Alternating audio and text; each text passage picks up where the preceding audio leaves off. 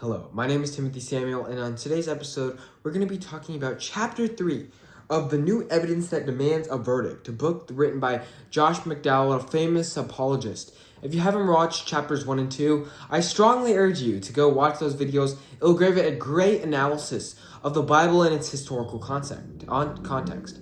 In today's episode, we're going to be talking about how the New Testament is historically reliable. We'll delve into things about like the transmission of the New Testament, external sources, manuscriptical evidence, reliability of the Bible, but most importantly, we'll be focusing and honing our attention on the New Testament. Now, the New Testament is broken down into 27 different chapters, talking about the Gospels, the Epistles, Acts, Revelation, and these books are just harmonious into the way of the Christocentric theme of the Bible. The Old Testament is precluded with 39 different chapters, while the New Testament is broken down into 27.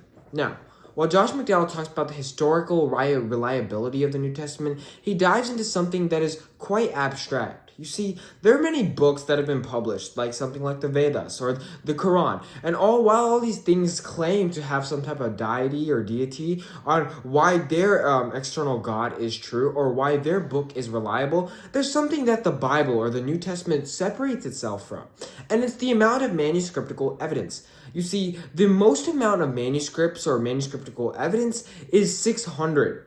The Bible nearly destroys this amount, with almost 5,600 in just Greek and 10,000 plus in Latin.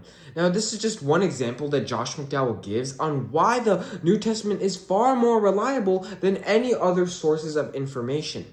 Other sources of information, they say they have quality information and that their manuscriptical evidence is high or their manuscriptical evidence is more reliant. But that's just simply not true. Josh McDowell analyzes this with a numerical context or a numerical value that separates the division between other books and inherently makes the Bible something that's very unique.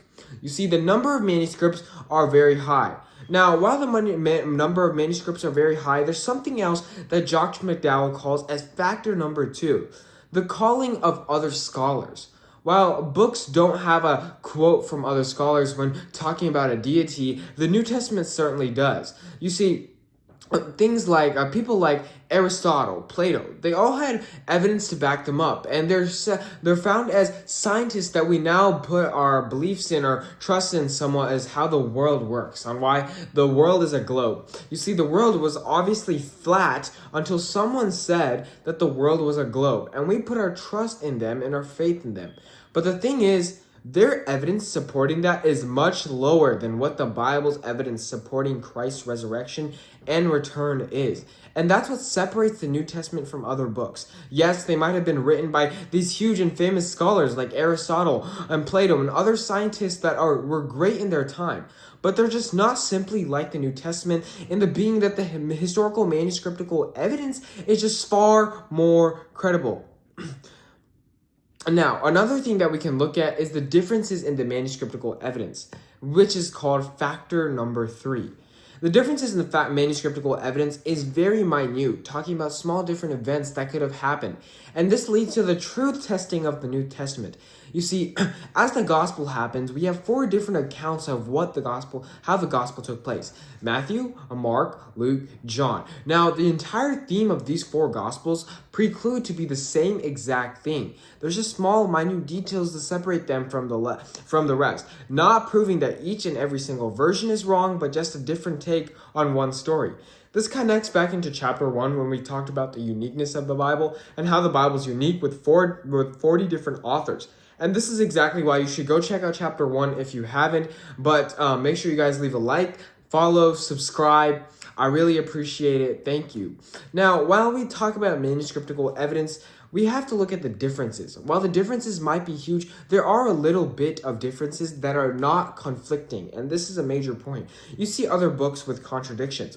This book is not contradictory, specifically the New Testament is infallible. The life and teachings of Jesus is a great example of why the manuscriptical evidence of the New Testament is wholly reliable. We are able to see textual integrity by factor number 4, the cross-application of references from different texts. Now, if we're looking at this this as an analytical lens of what the New Testament really is, and we want to look at how the New Testament functions, textual integrity and cross-referencing is a great example of how we can look at the New Testament. Now, it's not just other books that said that Jesus was real or that Jesus was alive during these times, or it proved the reliability of the New Testament, but it's other stories that are secular and that have nothing to do with the Bible that are able to prove that Jesus is real. It's shown that 333 manuscripts not only come from the Bible itself, but from other external sources that have nothing to do with the Bible. Now, I want you to tell me something that precludes of a deity that is able to do that. I'm sure you can't name one, because the Bible is completely separate and unique from all these different things. Now, while the Bible in itself is correct, and specifically the New Testament with the resurrection of Jesus, there are other accounts of 500 people that were able to see Jesus after his resurrection, proving the credibility and historical reliability of the New Testament. Now, while historical reliability is amazing, there's something else that is true. It's the factual reliability of the information. You see, by the time that Jesus was resurrected and the next doctrine of Jesus' resurrection was denoted, it was only 32 years. Other books like the Vedas and the Quran have been shown to take over 200 plus years when addressing manuscriptical evidence from time to time. The Bible not only shortens this amount by so much, but it actually wins on a magnitudable level. You see, the difference between these years is so much so that the book of the Bible or the New Testament is just that much more reliable, separating it from many of the other different texts that are shown to be historically reliable. Now, today, when you are challenged by other doctrinal investigators who are there to criticize your faith about the reliability of the Bible or even the New Testament, you can prove to them with these 5 different factors on why the New Testament is really reliable, going from the evidentiary support of the manuscripts that are within the New Testament all the way up to how Homer, Plato, and Aristotle are supporting things just like the Bible, as well as the factual integrity from textual comparison and As on top of all that, you can also prove to them how the Bible was written in such a short period of time from denoting from different events that it has no other way to point to the reliability of the New Testament. I hope you guys have a new blessed day. This is Timothy Samuel, and we looked at the new evidence that demands a verdict from chapter 3. How did we get the New Testament? Hope you guys have a nice day.